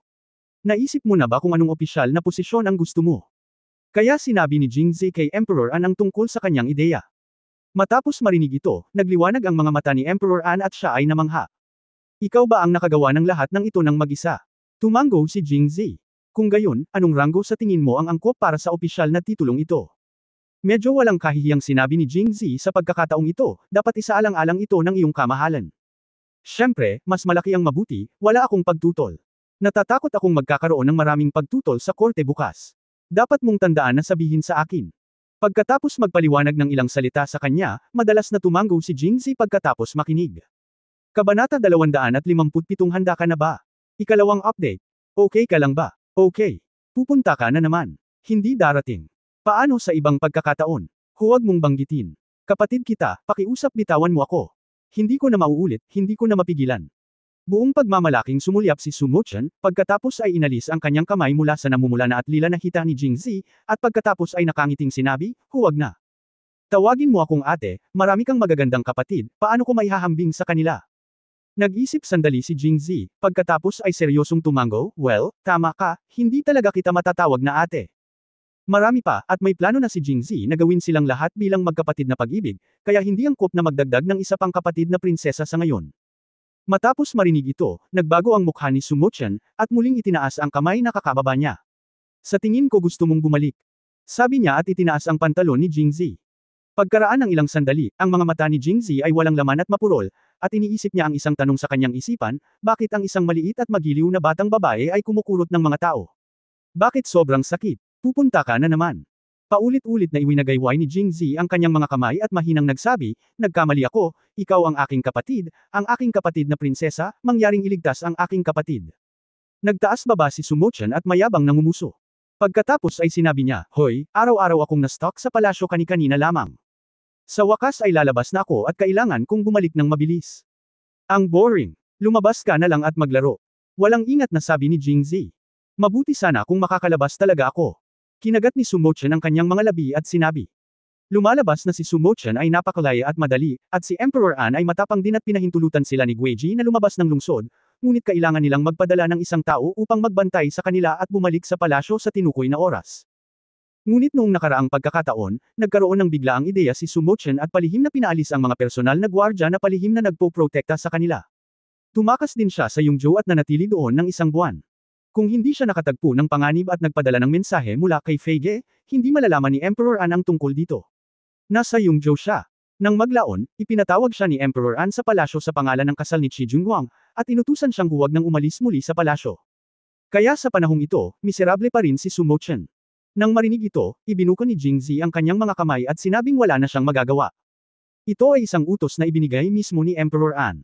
Sino ang maaaring gumawa ng kahit ano? Sinabi ni Sumochan na hindi nasisiyahan, wala ka bang pinakamatalinong ideya? Mag-isip ng paraan. Muchen, ito. Ang utos ng kanyang kamahalan, wala akong magandang paraan para gawin ito. Kung ganoon wala akong pakialam, kailangan mong humanap ng paraan. Bakit? Kasi kung wala kang iniisip, sasabihin ko kay Father na sinilip mo akong naliligo. Sige na. Bakit napunta ulit tayo sa isyong ito? Matagal itong pinag-isipan ni Jingzi ngunit wala siyang maisip na dahilan. Sa huli, pansamantala lang niyang naitanong, Mo Chen, ang palasyo ay talagang malaki. Ang paglalakad dito, isang araw ang lilipas. Hindi ba't mas masaya ito kaysa sa labas? Inilagay ni Sumo Chen ang kanyang mga kamay sa kanyang balakang at galit na tumingin. Nilabanan niya ang pagnanasang sunggaban siya at kagatin hanggang mamatay, at malamig na sinabi, sa tingin mo ba masaya ang palasyo? Siguro, malamang. Si Jingzi ay napakaingat at palaging nararamdaman na hindi ito ang kaso. Napakaganda. Sige, pumunta ka sa palasyo para makipaglaro sa akin. Gusto ko, ngunit bilang isang karaniwang tao, paano ako makakapasok at makalabas ng palasyo ng madalas? Kung gayon ay hindi mo kailangang mag-alala, hanggat gusto mo. Anyway, ang aking ama ay naruroon sa lalong madaling panahon itatalaga kita, at pagkatapos ay hahayaan ko ang emperador na maglabas ng isang imperial na utos, at maaari kang pumasok at umalis sa palasyo kung gusto mo. Well, kung sasabihin mong ayaw mo, magiging huli na ba ang lahat? Lumabas ka. Hintayin mo si Sumochan. Nang matapos ang kanyang rant, nagtatakang nagtanong si Jingzi pagkaraan ng ilang sandali, pero kahit pumasok ako sa palasyo, tayong dalawa lang. Ano ang masaya? Then don't worry about it. Kahit tayong dalawa, masaya pa rin. Itinaas ni Sumo Chen ang kanyang leeg, nag-iisip sa kanyang puso, kahit na nakaupo siya roon na nagsasalita tungkol sa tula, ito ay magiging mahusay, ngunit bakit gusto mong laging makipag-away kapag nakilala mo siya? Isang lalaki at isang babae, ito ay masaya. So anong pinaglalaruan mo? Masyadong bukas ang isip ni Jingzi kaya bigla siyang nabula. Hindi niya maiwasang maging sobrang interesado sa sinabi ni Sumo Chen na nakakatuwa. Sumunod, pinag-usapan ng dalawa kung gaano kadalas sila pupunta sa palasyo para makipaglaro sa kanila, at si Jingzi ay hindi nang ahas na sumang-ayon dito. Bagamat ito ay masaya, hindi siya maaaring maging sakam, kung hindi ay hindi kakayanin ng kanyang katawan. Pagkatapos, naglakad na silang dalawa palabas ng bahay. Mabilis na kumilos ang mga gwardya ng palasyo. Nalinis na ang arena na kanina pa duguan at duguan. Maging ang mga pulang mantsa ng dugo sa lupa ay natatakpan ng loos. Kung hindi dahil sa mahinang amoy ng dugo na bumalot sa hangin, mahirap isipin kung gaano kagimbal ang tagpong nangyari sa tahimik na lupaing ito. Si Emperor An at Sui Shouyuren ay wala sa labas ng pinto. Matapos tanungin ang mga gwardya ng palasyo, nalaman nilang matagal nang hindi nakapunta sa hunting ground na ito si Emperor An. Ito ang panahon kung kailan ang laro ang pinakamarami at pinakamataba. Nangangati ang mga kamay ni Emperor An at hinayla niya si Sui Shouyuren pabalik sa bundok. Umakyat. Dahil minsan lang ay sumisigaw at umuungol si Jingzi sa kwarto, at nag-iisa, isang talentadong lalaki at isang magandang babae, hindi maiwasang mag-isip ng sobra ang mga bantay na nakatayo sa labas. Kaya't nang sila ay tanungin, ang kanilang saloobin ay labis na magalang, na naging dahilan upang maging komportable si Jingzi. Si Sumochen at Sumochen ay magkatabi sa labas ng bahay, hinayaan ang orange-red light ng umaga na bumagsak sa kanilang mga katawan, ang lahat ay tila tahimik at maganda. Maging ang mga gwardya ay hindi rin maiwasang makaramdam ng kaunting kalasinggan nang makakita sila ng ganito kaayos at magandang tanawin. Matapos maghintay ng halos kalahating oras, bumalik sina Emperor An at Sui Shouyuren. Masakit ang mga binti ni Jingzi, ngunit kailangan pa rin itong malukong. Napakahirap na trabaho, ngunit malaki ang natamo ni Andy at ng iba pa. Si Sui Shouyuren ay sinundan ng 4 na personal na gwardya. Ang bawat isa sa kanila ay may ilang mga pheasants at hair sa kanilang mga kamay. Napakataba ng kanilang mga hita sa pagtingin pa lang sa kanila. Si Jingzi, isang maliit na hayop na mahilig sa hayop, ay hindi napigil ang maglaway sa pag-ibig nang makita niya ang eksenang ito at napalunok pa ng isang subo. Narinig ito ni Sumochen sa tabi niya at hindi niya napigil ang matawa. Pagkatapos ay sinabi niya, Ama, maraming taon na akong hindi nanghuhuli, ngunit hindi ko inaasahan na buhay pa pala ang aking mga kamay, at marami akong mahuli ng sabay-sabay. Marahil dahil sa papuri ng kanyang anak, si Emperor An ay tila tuwang-tuwa, ngunit ikanaway pa rin niya ang kanyang kamay at sinabing, Hoy, hindi ito mas mabuti kaysa sa mga nakaraang taon. Karamihan sa mga biktimang ito ay hinabol ni General Soy. Kamahalan, mapagpakumbaba ka. Pinulot lang ito ng general. Ang pinakamalaking liebre ay hinuhuli ng iyong kamahalan. Si Emperor An ay walang tiwala, na may hitsura sa kanyang mukha. Ngiti hanggang tenga. Pare, hindi natin matatapos ang lahat ng laro, di ba? Bago pa makapagsalita si Emperor An, itinuro niya si Jingzi at sinabing, si Jingzi ay gumawa ng napakalaking kontribusyon at hindi pa man lang nabibigyan ng gantimpala, kaya bakit hindi na lang natin ibigay sa kanya ang larong ito? Kung bibigyan mo siya ng higit pa, maaari kang gantimpalaan ng maaga. Sandaling natigilan si Andy, at biglang naramdaman na ang repolyo na inalagaan niya ng mahigit 10 taon ay kakainin na ng baboy. Ngunit sa huli ay tumanggaw siya, okay, ngayong nagsalita na si Mo Chen, pipiliin ni General Soy ang kalahati ng laro at hahayaan si Jingzi na bawiin ito. Isipin mo itong isang gantimpala. Ang huling 4 na salita ay tila nanggaling sa likuran. Extruded mula sa ngipin. Mabigat, malakas at malinaw na naririnig. Chapter 258 Love Rival, ikatlong update. Sa totoo lang, mahilig si Jingzi sa maliliit na hayop. Pero sa pagkakataong ito, ayoko talagang tanggapin. Magbigay ng reward sa napakaraming maliliit na hayop. Niloloko mo ba ako? Kung kumalat, hindi ba tatawa ng malakas ang mga tao? Nang makita si Jingzi na natulala roon, sinipan ni Sumochen si Andy habang hindi ito pinapansin, at bamulong sa mahinang boses, bilisan mo at kunin mo. Masyado ka pa ring nahuhumaling sa pera, paano mababawasan ang iyong gantimpala? Narinig ito ni Jingzi, pagkatapos ay masayang ngumiti. Salamat, kamahalan, para sa gantimpala, at salamat, kamahalan Mo Chen. 2 beses na umungol si Sumochen, na may medyo mapagmataas na ekspresyon sa kanyang mukha. Okay, let's go. Kaya hiniling ni Sui Shouyuren na may magdala ng karwahe. Sinundan ni Andy si Sumochen sa isa, at si Jingzi ay nag-walk out sa isa. Pagdating sa bakana ng lugar ng Pangangaso, si Hanhan ay nakatayo doon na parang isang haligi. Matagal nang hindi nakita ni Sumochen si Hanhan. Excited niyang inilahad ang kamay sa bintana para salubungin siya. Nais ding kumaway at ngumiti ni Hanhan, ngunit nang makita niya ang mar-angle na Andy sa loob sa pamamagitan ng bintana, agad siyang nalanta. Nakatayo doon, mas mukhang isang haligi. Gustong tumawa ni Andy, ngunit lumabas si Jingzi sa kotse at naglakad. You little boy, ibang-iba ka sa akin. Napangiti si Jingzi at hindi nagsalita. Nagbigay si Emperor An ng ilang karagdagang tagubilin, na hinihiling sa kanya na tandaan na pumunta sa korte bukas, at pagkatapos ay umalis. Young Village Master. Kung tutusin, isa siyang bandido. Nang dumaan ang napakagandang grupo ng mga gwardya ng palasyo, sa sobrang takot ni Hanhan ay hindi siya makagalaw, sa takot na siya ay arestuhin. Nakahinga siya ng maluwag nang wala na sila. Anong kinakatakutan mo? Nakakahiya. Napakamot ng ulo si Hanhan, ang mga taong ito ay pawang mga opisyal na tagapaglingkod, mukhang nakakatakot sila. Young village leader, magiging opisyal din ako bukas, natatakot ka ba? Napaisip si Hanhan saglit. At saka umiling. Hindi ako natatakot. Kung gayon, huwag kang matakot sa kanila. Binatukan siya ni Jingzi, magiging prominenteng figure ako sa opisyal. Huwag mo akong tawaging Young Village Master, o hayaang marinig ka ng iba. Sa tingin mo ba kami ay mga bandido mula sa tuktok ng burol? Paano ako makakatambay sa opisyal sa hinaharap? Oo, Young Village Master. Bakit mo ako tinatawag na Young Village Master? Okay, Young Village Master. Nay, Maria. Hoy, hindi tama yan, Young Master. Talagang mga tulisan kami mula sa Mang Mountain. Pagkaraan ng ilang sandali ng katahimikan, sinipa ni Jingzi si Hanhan, hinihiling na sa kanya na tawagin siyang Young Master. Nawalan ng tiwala ang pinuno ng nayon. Ikaw ang pinaka nagsasalita. Saka siya sumakay sa kotse, sinundan ng malapitan ni Hanhan. Bakit ka nandito? Tanong ni Jingzi. Ako ay orihinal na nasa bahay, ngunit pagkatapos ay bumalik si General Jinghong at sinabi na narito ka pa rin at hindi mo alam kung kailan ka makakalabas. Hiniling niya sa akin na lumapit at batiin ka. Pagkatapos ay sinabi ni Hanhan, magkasama sina General Jinghong at Zhou Shiren. Bumalik sila, at pagkatapos ay magkasama silang pumunta sa mansyon ng punong ministro, at hiniling sa akin na pumunta doon kapag bumalik sila. Sana ay mag-host ang punong ministro ng isang piging sa mansyon upang aliwin ang Young Village Master ngayong gabi. Nagkabalikan silang dalawa. Nothing unusual. Umiling si Hanhan, maganda ito, at nagsasalita pa rin siya at tumatawa. Wala akong nakikitang kakaiba. Nang marinig ito, nakaramdam ng kakaiba si Jingzi. Tila ang kanyang hitsura ay maaaring naghiwalay sa kanilang dalawa. Nalutas ang hindi pagkakaunawaan sa pagitan nila at nagkasundo ang magkapatid. Ito ang pinakagusto niyang makita, bilang isang nakababatang kapatid. Gayunpaman, tila ang mga kapatid na babae sa pamilya ay hindi masyadong nagkakasundo mula pa noong bata pa sila, at madalas silang may mga alitan, at ang mga alitan na iyon ay tila tungkol sa kung sino ang mas malapit sa kanya.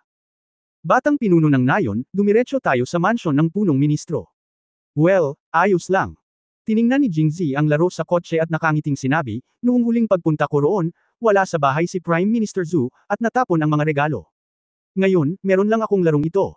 Bagamat medyo magaan, maganda pa rin. Regalo lang ito sa meeting, tinatamad akong bumili. Pagkaraan ng ilang sandali, naisip niyang muli si Wang Yingqiu. Ang aking kapatid na babae ay nasa sakit, at ang may-ari ng hardin ay hindi dapat kalimutan siya. Ang isang mangkok ng tubig ay dapat na patas, kung hindi, paano mo makukumbansi ang publiko sa hinaharap, mga babae? Hanhan, sinabi ba sa akin ng aking pangalawang kapatid na babae at ikalimang kapatid na babae kung kailan ako pupunta sa Prime Minister's Mansion?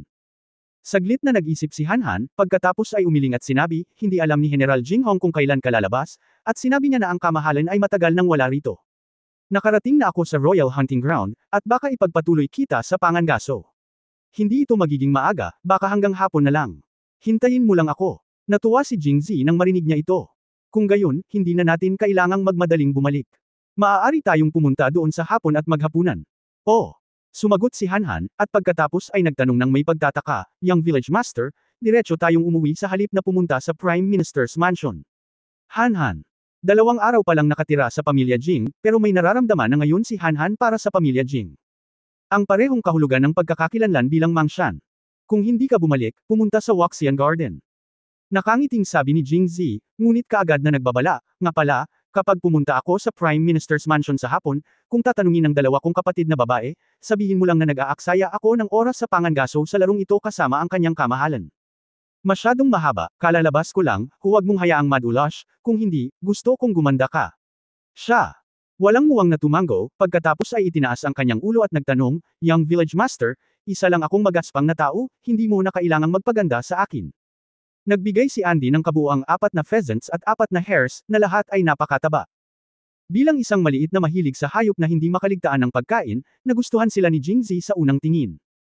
Nagtabi siya ng 2 sa bawat isa upang ilagay sa kotse, at inihanda ang natitira para kay Wang Yingqiu, una upang hayaan siyang matikman, at pangalawa, dahil ang mga matandang manok ay maaaring makabawi sa iba, ang matandang manok at ibon na ito ay dapat na makabawi sa mga tao. Dapat kong sabihin, ang manok ay isang magandang bagay. Ang mga babae ay mga gasolinahan ng mga lalaki. Nakipag-sparring ako kay Wang Yingqiu nitong mga araw na ito. Uminom siya ng mga jujube na table tas para protektahan ang kanyang katawan, at si Wang Yingqiu ay pandagdag, kaya maliwanag na kumuha ng matandang hen pheasant para suplemento sa kanya. Huminto ang sasakyan sa labas ng gate ng Waxian Garden at lumabas si Jingzi. Pagkababa ng sasakyan, nagulat si Jingzi nang makitang pauilas na nakabukas ang gate ng Waxian Garden. Dapat mong malaman na bagamat bukas ang pinto nang siya ay unang dumating dito, ito ay dahil katatapos lang ng Mid-Autumn Poetry Festival at ang mga disipulo sa hardin ay kailangang maglinis. Pagkatapos noon, pagdating niya sa araw, sarado ang pinto dahil parang pamilyar. Binuksan siya ng mga alagad sa hardin. Ngunit ngayon ay halos tanghali, at malamang na natapos na ang paglilinis. Bakit bukas ang pinto ng ganitong oras? Nang may pag-aalinlangan, lumapit si Jingzi sa pintuan. Sa halip na itulak ang pinto at pumasok, tumingin siya sa loob sa pamamagitan ng diagonal crack. Sa bulwagan ng Waxian Garden, si Wang Yingqiu, na nakasuot ng light pink na silk-pleated dress, ay nakatayo doon, nakatalikod sa kanya, at ang ekspresyon sa kanyang mukha ay hindi makita. Sa tapat niya, nakatayo ang isang binata.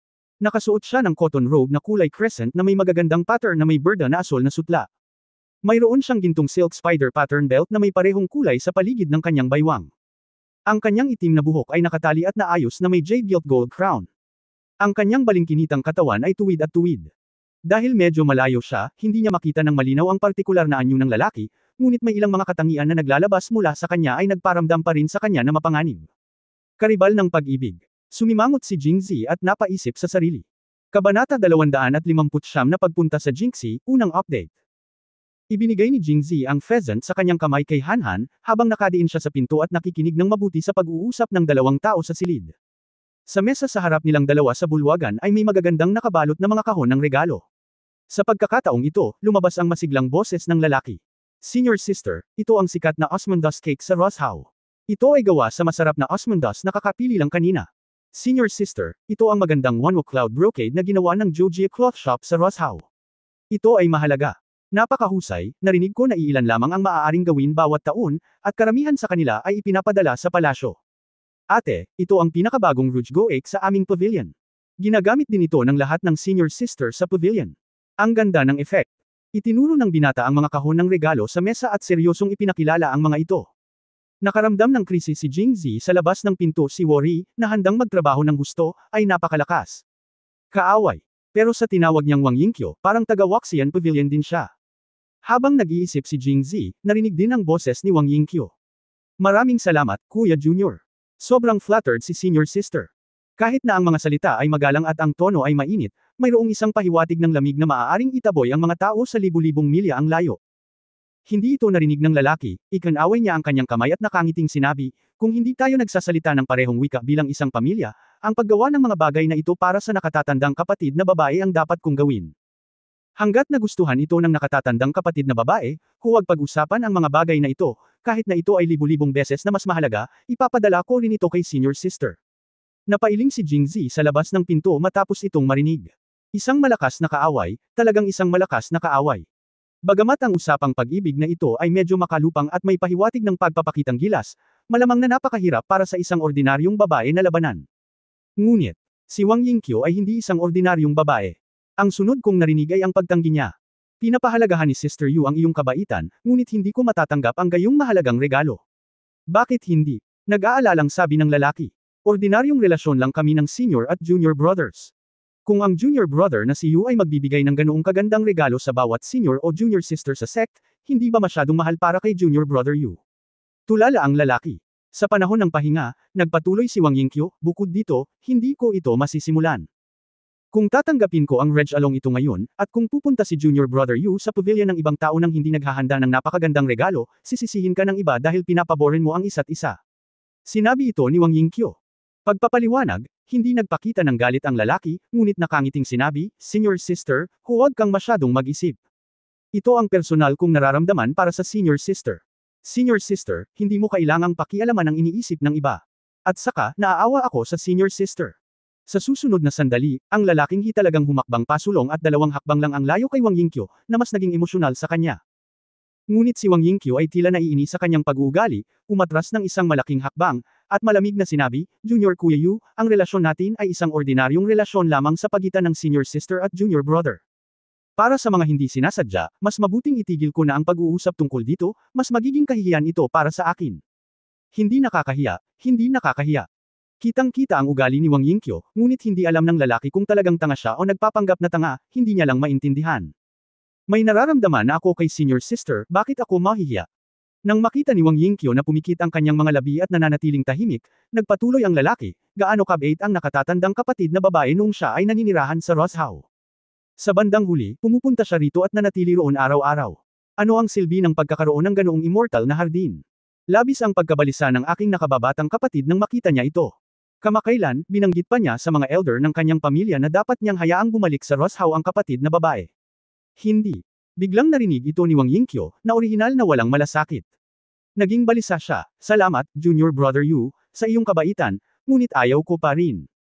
Nasa Jingzhou ako nitong mga nakaraang taon, nakatira sa Waxian Garden, at pamilyar ako dito, at ayaw ko nang lumipat muli ng lugar. Tungkol sa kung ano ang nagpasya sa kanya sa huli ito ba ang lugar o ilang mga tao. Hindi alam ng lalaki, ngunit alam ito ng lahat ng mga disipulo sa silid sa labas, at alam din ito ng isang taong nakikinig sa labas ng pinto. Hoy, senior sister, kung tatanungin mo ako, dapat kang manatili dito. Masyadong mahaba, at ang aking mga iniisip ay maaaring nakakulong sa lungsod at isang hardin na ito, at wala akong maintindihan sa labas. Nang matapos magsalita ang lalaki, sinabi ni Wang Yingqiu, babae lang ako, at ayaw kong masyadong malaman. Marami, sa katunayan, napakagandang maging sa loob ng lungsod na ito at isang hardin. Pagkatapos sabihin iyon, hindi alam ni Wang Yingqiu kung ano ang iniisip niya, at biglang ngumisi ang mukha ni Gu Jingwubo. Halatang natigilan ang lalaki, at natagalan bago siya bumalik sa kanyang katinoan, Senior Sister, hindi mo kailangang maging masyadong mapagpakumbaba. Bago umalis si Senior Sister sa pavilion, may kasabihan na may 4 na gintong bulaklak sa mundo, ngunit si Senior Sister ay dumating sa Waxian Garden na ito. Pagkatapos mong pumunta dito, bihira kang magpakita sa mundo, kaya nakalimutan ng mga tao ang tungkol sa pavilion, kung ano ang nangyayari sa iyong pavilion, kung ano ang nangyayari sa iyo. Jing Shuangjiao. Nang banggitin niya ito, walang sinabi si Wang Yingqiu. Yun Jing Shuangjiao. Ang dalawang taong ito ay ang kanyang pangatlo at ika-4 na kapatid na babae, at si Qingqiu ay matalik pa rin niyang kaibigan. Kung pag-uusapan. Bueno, mula ngayon, kailangan na nilang tawaging kapatid na babae, at tatawagan nila ang kanilang sarili na hipag. Sa pag-iisip nito, namula ang magandang mukha ni Wang Yingqiu. Ano ang dapat kong ipaglaban sa aking mga kapatid na babae? Nang makitang hindi nagsasalita si Wang Yingqiu, naisip niyang medyo naantig siya. Sinamantala ng lalaki ang tagumpay, hinabol siya ng lalaki at sinabing, pero senior sister, huwag kang mag-alala. It happens that next month is the time for the 4 major sects to compete in martial arts. This time lumabas ako ng pavilion papuntang Jingzhou. Una, para bisitahin ang tiyuhin ko, ang pangalawa ay bisitahin ang senior sister ko, at ang pangatlo ay pumunta sa Jingxi kasama ang senior sister ko. Pumunta kay Jingxi. Umiling si Wang Yingqiu nang hindi man lang nag-iisip tungkol dito, kung interesado si junior brother Yu, mas mabuting pumunta ka ng mag-isa. Marami pa ring mga bagay sa hardin na kailangan kong harapin, kaya hindi ako pupunta doon. Bahagyang sinabi ni Wang Yingqiu, at biglang naisip si Jing Jingzi, bumaba na naman ang mood ng buong tao. Ngayon nagpunta siya upang lumahok sa kompetisyon. Kahapon, wala siyang oras para bigyan siya ng tamang babala, at palagi siyang nababalisa at hindi mapalagay. Pasado na ng tanghali, wala pa ring balita. Bukod dito, ngayon lang ay partikular niyang hiniling ang mga disipulo sa hardin na pumunta sa mga lansangan upang magtanong ng ilang beses, ngunit wala silang narinig na anumang balita tungkol sa kompetisyon, na lalong nag-alala sa kanya. Matapos ang pagsusulit sa martial arts, iniutos ni Emperor An na hadlangan ang balita. Ito ay maliwanag na hindi sila maaaring magtanong tungkol dito. Ate, hindi kita pinapanka, Master. Marahil ay nahulaan niya na tatanggi si Wang Yingqiu, kaya kinuha ng lalaki ang isang sobra mula sa kanyang damit at ibinigay ito.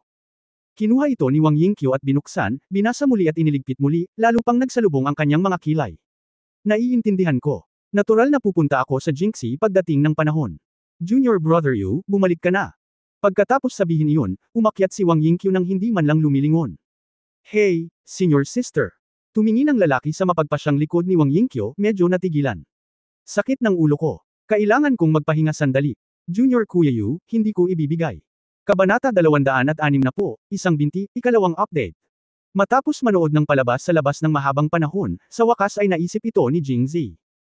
Ang lalaki sa loob ay dapat ding disipulo ng Waxian Pavilion, at may mga iniisip siya tungkol kay Wang Yingqiu, ngunit sa kasamaang palad ay hindi siya pinapansin ni Wang Yingqiu, at ngayong mayroon na siya sa sarili niya, gumawa siya ng malinaw na linya sa kanya at ni hindi niya gusto ang mga bagay na ibinibigay niya. Ang pakiramdam ng krisis na lumitaw ay biglang nawala. Hay, napakahina ng kalaban, hindi ko na kailangang kumilos.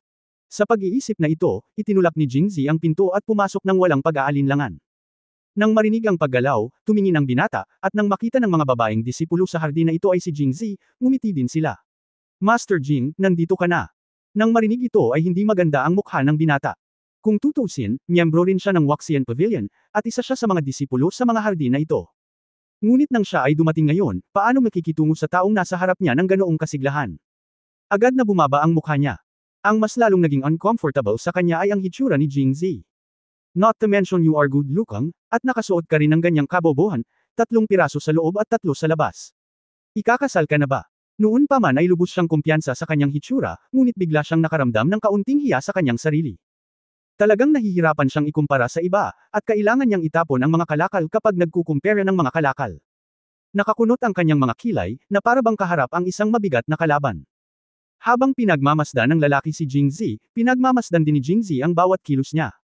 Ang lalaki ay dapat na mas matanda sa akin, mga 20 taong gulang, na may parisukat na panga, maaliwalas na mga mata, at nakatagilid na kilay. Ang kanyang buong mukha ay mukhang napakagwapo, na nagbibigay sa kanya ng impresyon ng isang mar-angle na figure. Kasabay ng kanyang napakagandang damit at pag-aayos ay para siyang isang gwapong binata. Tumingin si Jingzi sa kanyang damit at nakahinga ng maluwag. Sa kabutihang palad, si Zhu Xining ay nakagawa ng isang nakaistilong damit sa kanyang katalinuhan, kung hindi ay nagawa niyang mapagtagumpayan ang lalaking ito. Pero ngayon, pinalo na lang siya ng husto. Hilahin. Kahit na ang dalawa ay hindi opisyal na lumaban sa isa't isa, mula sa pananaw ni Wang Yingqiu, siya ay isang out-and-out na talunan sa kanyang harapan. Si Jingzi ay walang interes sa mga talunan. Kaya't ngumiti siya at sinabi sa babaeng disipulo, magdala ka ng mabubuting bagay sa iyong Panginoon sa hardin. Pagkatapos sabihin ito, tinawag niya si Hanhan upang buhatin ang liebre at ibon, at inilagay ito sa mesa na may mga kahon ng regalo, halos naiwan ang mga mamahaling iyon. Ang kahon ng regalo ay piniga. Tumaas ang kilay ng lalaki at mabilis na binawi ang mga kahon ng regalo, na parabang natatakot na mahawakan ito ng mga ibon at kuneho at madumisan ang mga kahon. Tila hindi ito ligtas, kaya sa wakas ay inilagay ko ang lahat ng mga kahon ng regalo sa isa pang mesa. Matapos gawin ang lahat ng ito, tumingin siya kay Jingzi at malamig na ngumuso. Bagamat matagal na siyang nakatira sa Roshao, pumupunta siya sa Jingzhou ng maraming beses sa isang taon. Tsaka may mataas na posisyon ang tiyuhin niya at may mataas na posisyon sa Jingzhou. Karaniwang nakilala niya ang lahat ng sikat na young master sa Jingzhou. Hindi man siya pamilyar sa kanila, at least pamilyar silang lahat. Hindi kita makikilala o makikilala. Hindi pa niya nakita ang gwapong binata sa kanyang harapan. Sa pagtingin sa kanyang mga damit, akala niya ay kabilang siya sa isang mayamang pamilya, ngunit nang makita niya ang mga bagay na kanyang ipinadala, siya ay naging labis na hinamak. Akala ko ako ay isang makapangyarihang tao, ngunit ito pala ay isang bumpkin ng bansa. Si Wang Yingqiu ay parang diwata. Ni hindi niya tinatanggap ang mga mahalagang sutla at brocade na ito mula sa kanya. Paano niya matatanggap ang mga maalay na bagay na ito? May mali sa utak ko. Kaya hindi na siya nag-abalang kausapin si Jingzi at malamig siyang tinignan, gusto niyang makita kung paano siya tinanggihan. Gayunpaman, nagulat siya sa sumunod na eksena. Napakaraming liebre at ibon na hindi kayang tapusin ng isang tao. Pagkatapos linisin ang mga ito mamaya, lahat sila ay nilaga. Sabay-sabay nating kainin ang mga ito. Ang mga ito ay bagong huli mula sa bundok at hindi mabibili sa labas. Napakasariwa. Salamat Mr. Jing. Kinuha ng babaeng disipulo ang pheasant at liebre, tumingin kay Jingzi ng magiliw, at sinabing may matamis na ngiti, napakabait sa atin niyang Master Jing. Habang sinasabi niya iyon, sinadya o hindi sinasadyang lumipad siya patungo kay Jingzi. Tingnan mo. Worry, anong ginagawa mo? Kinilig si Jingzi. Mula ng ilang beses na niyang inawi si Wang Yingqiu, sa tuwing makakasalubong niya ang magandang babaeng disipulong ito kapag bumababa siya, pakiramdam niya ay medyo malabo ang ugali nito. Nung mga oras na yun, iniisip lang niya na nago-overthink siya. Ngunit ngayon, ang ugali ng babaeng alagad na ito ay partikular na kitang-kita. Ganito ba? Baka gusto niya akong pasukin. Ba, walang hiya. Mapait na nag-isip si Jingzi, kahit ang mga tauhan ng iyong Panginoon ay gustong kumain ng palihim, bakit kasikat? Nang matapos ang babaeng disipulo sa kanyang pagganap, ngumiti siya at sinabing, umakyat lang ang master ng hardin, Mr. Jing sandali, isusumbong ko ito kaagad. Karaniwan, papaakyatin sana ng babaeng disipulo si Jingzi nang walang sabi-sabi, ngunit ngayon ay may isang tagalabas dito hindi ko alam kung kailan, kahit sila ay hindi kahit na ang kanyang mga disipulo sa Immortal Pavilion ay itinuring niya bilang mga tagalabas. Pagkatapos sabihin iyon, tinawag niya ang iba pang mga alagad at naghanda na dalhin ang mga liebre at ibon sa kusina upang linisin. Sandali. Pakiramdam ng lalaki ay hindi na niya kaya at hindi na kailangan pang tiisin. Damn it, hindi man lang tinitingnan ng iyong amo ang magagandang reg along ibinigay ng labor at management. Kakapadala lang ng lalaking ito ng ilang lokal na produkto, at kinolekta mo lang ang mga ito sa ngalan mo. Sa sandaling ito, ang kanyang mga mata ay nagpalipat-lipat sa pagitan ng babaeng disipulo at ni Jingzi, at sigurado siyang tiyak na mayroong pag-iibigan sa pagitan ng dalawa. Naramdaman din niya na nahuli muna ni Jingzi ang babaeng disipulong ito sa kanyang kagandahan, at pagkatapos ay gusto niyang makuha muna ang buwan sa pamamagitan ng paglapit sa tubig. Damn, bakit ang bait mo? Kung ito ay gagana, gusto niyang subukan ito mismo. Sa isiping ito, sinulyapan niya ng 1, 2, 3, 4, 5, 6 na beses ang mukha ng babaeng disipulo, at habang tinitignan niya ito, mas lalo niyang naramdaman na maislan siya at maganda, at puno ng pantasya. Tila naramdaman ng maalay na tingin mula sa lalaki, naiinis na iniiwas ng babaeng disipulo ang kanyang ulo. Napakaganda niya, ngunit kung ikukumpara kay Mr. Jing, malayo siya. Lalo na, napakalakas ni Mr. Jing. Iniisip ang malakas na kakayahan sa pakikipaglaban ni Jingzi na madaling tumagal ng higit sa 1 oras. Oo, siya ang una sa ang babaeng disipulo na naghatid ng tsa kay Wang Yingqiu at si Jingzi na ang pinakamatandang disipulo sa Waxian Garden dahil siya ang pinakamatagal na nakasama ni Wang Yingqiu. Mula sa araw na iyon, tila nakatuklas siya ng bagong mundo. Sa tuwing pumupunta muli si Jingzi sa hardin, tatanggihan niya ang sinuman na umakyat sa itaas. Hahawakan niya ang teapot at tahimik na umakyat. Sa katunayan, mali ang hula ng lalaki. Magkasama sila ni Jingzi. Walang tao, dahil hindi pa siya ng ahas, ngunit sa panaginip, hindi lang isa, kundi tatlo kasama si Jingzi. Senior Brother Yu, ano ang problema? Binawi ng babaeng disipulo ang kanyang iniisip at seryosong tumingin sa lalaki. Daan, ngayon mo lang nakita. Hindi tinanggap ni Senior Sister lahat ng mamahaling regalo na dala ko. Siguradong hinamak ni Senior Sister ang mga lokal na gamit na dala niya. Bakit mo tinanggap? Sabi niya na tila nag-aalala, ikaw mas mabuting itapon mo ito sa kanya ng mabilis, para hindi malaman ng nakakatandang kapatid na babae mamaya at sisihin ka, gaano ito kalala. Gatlang M. Pagtatapos ng kabanata. For more updates, click on the notification bell.